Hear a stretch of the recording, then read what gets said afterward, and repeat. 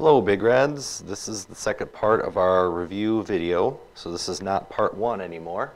This is part 2. What do I need to know to get 100% on our first test over Unit 1? Review of learning targets 1 through 7. Please take notes and study. Alright, so we're going to pick up with some new problems.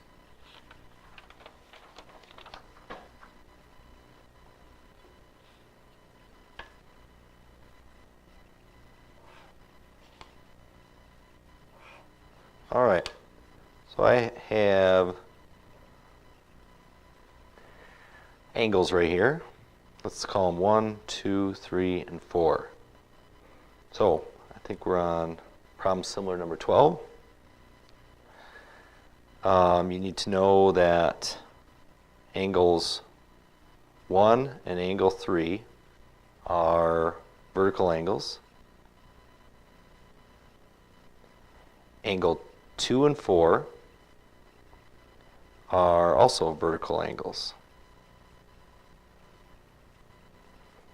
And you should know that 2 and 3, and 3 and 4, and 1 and 4, and 1 and 2, they're all types of linear pairs.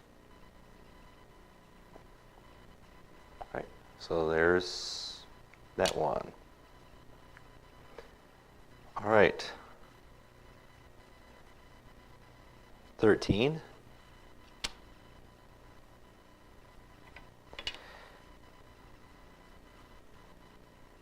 All right. Basically, right here we have they're going to ask you some stuff about parallel lines and transversal.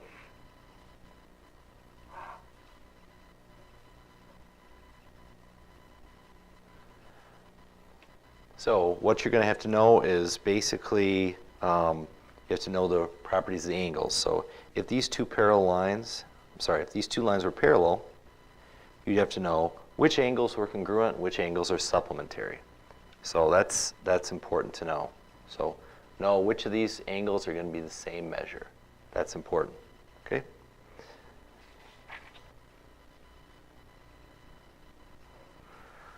Okay, next. For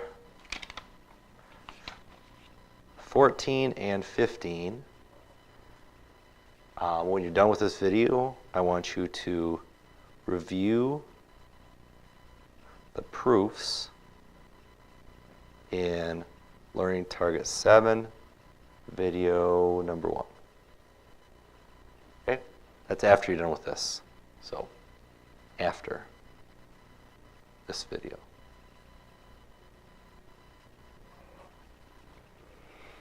Right.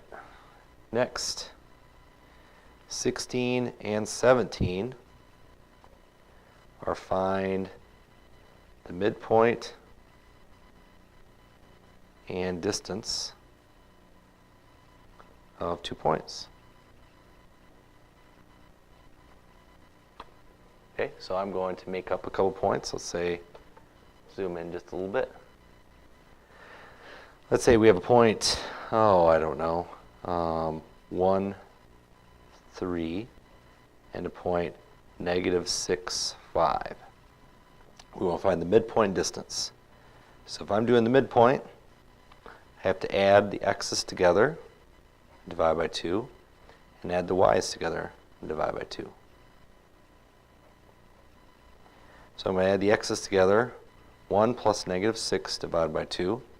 Add the y's together, 3 plus 5 divided by 2. We're going to add these together first. 1 plus -6 is -5 over 2. And 3 plus 5 is 8 over 2. And I can reduce that to -5 over 2, comma, 8 over 2 is just 4. So this is the midpoint. For the distance, you may want to use graphing paper, and you could if you wanted to. So we're going to continue this one on graph paper.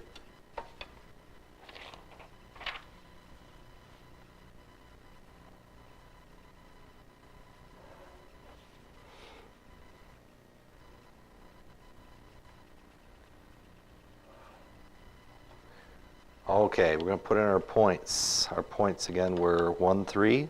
So over 1 up, 1, 2, 3. And our other point was negative 6, 5. 1, 2, 3, 4, 5, 6. 1, 2, 3, 4, 5. And I'm going to connect these two.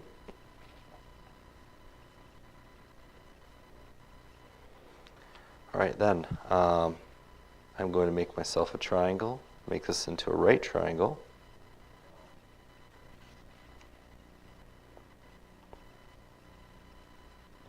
I look at the difference in the y's, 3 to 5, that's a difference of 2. There are 2 spots there, so there's a 2. And the x's goes from negative 6 to 1, that's a difference of 7.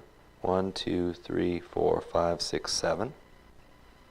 So again, I'm going to use Pythagorean theorem, a squared plus b squared equals c squared. This is the c, that's what we're trying to find, right? So you have 2 squared plus 7 squared equals c squared. 2 squared is 4. 7 squared is 49. So I end up getting 53 equals c squared. Take the square root. So c is equal to square root of 53, or whatever decimal that is. I think it's 7 point something. So, all right.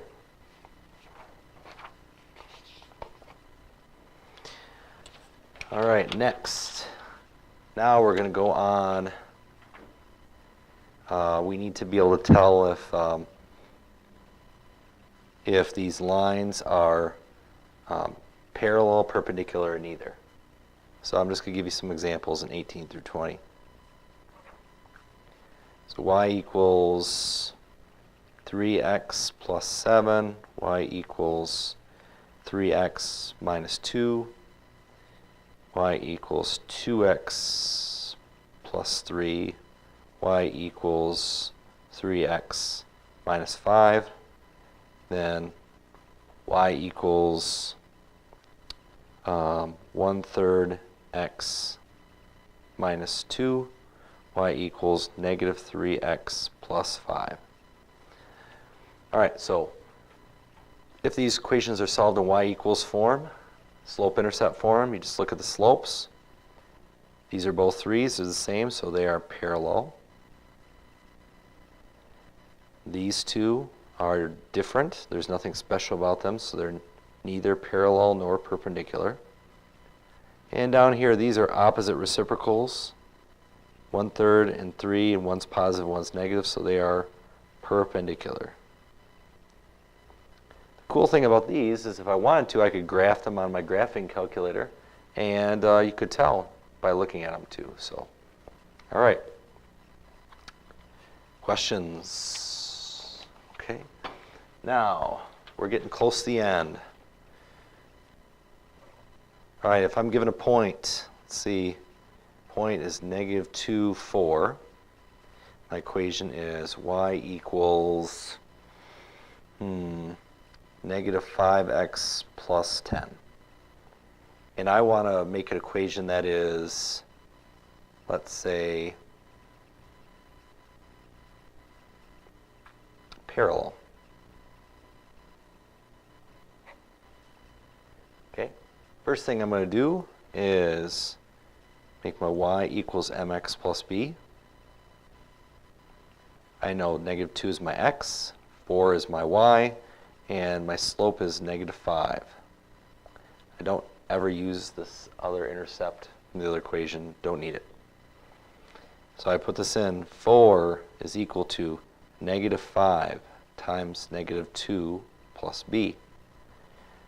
Negative 5 times negative 2 is 10.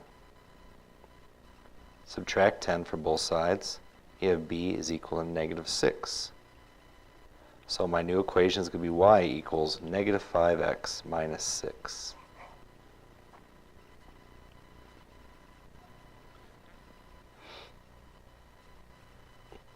Okay, now I'm going to do the same thing. I'm going to take that same point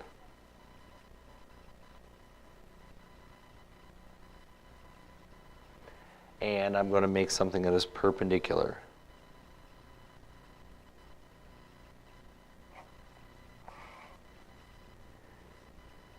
So I start off with, this is my x, this is my y, this is my m. Don't need the 10, not important. Start off with y equals mx plus b. Now perpendicular, this is different. I can't use -5 anymore. I have to use the opposite reciprocal. So I have to flip it. And I flip 5 over 1, that becomes 1 over 5. And this was negative, so it stays positive. You have to be opposite signs. So instead of using this, now my slope is 1/5. That's the only difference between parallel up here. I use the same slope. Perpendicular, I use the opposite reciprocal slope. Everything else is the same. Okay. So I plug in 4 equals 1/5 times -2 plus b. -2 times 1/5 is -2/5 plus b. Add 2/5 to each side. So b is equal to 4 and 2/5. So my new equation is going to be y equals 1/5 x plus 4 and 2/5.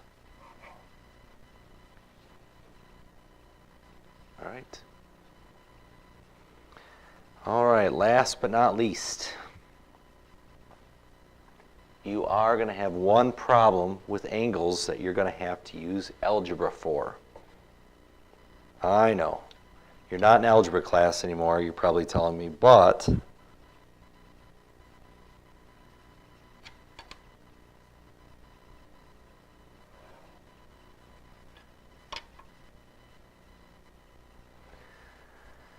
okay, so let's say I have x degrees here. This will probably be more of a challenging one. This is going to be 2x minus 3 degrees. And this one will be 3y degrees. And let's say I want to solve for x and I want to solve for y. Okay, well, what I need to do is I need to use the fact that I need to know what my angles, the angle relationships are. I'm probably going to only want to use one variable to start off with. Okay, so I'm going to look at the x's. I'm going to ignore the y. Just look at the x's. Now these two, what type of angles are they? Well, they're a linear pair, right? And a linear pair adds up to 180 degrees. So I'm going to take x plus 2x minus 3 equals 180. I'm going to solve for x. X plus 2x is 3x. And I'm going to add 3 to both sides. So get 3x equals 183. To get x by itself, I divide by 3. You get x equals 61. So that means this angle right here is 61 degrees. But I'm not finished. Once you solve for x, now I got to solve for y. Well, I know that these two are also a linear pair, aren't they? And let me highlight them so you can really see the difference. Don't get them mixed up. I did those two already. Now I'm using these. All right. So I know x was 61.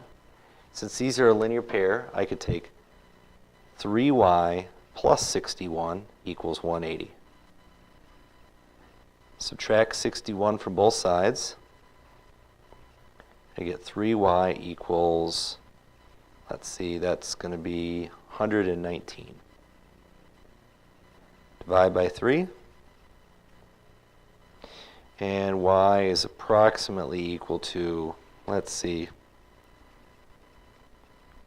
39.7 if we're rounding. Or you might just get 119 over 3 on your calculators, which is fine.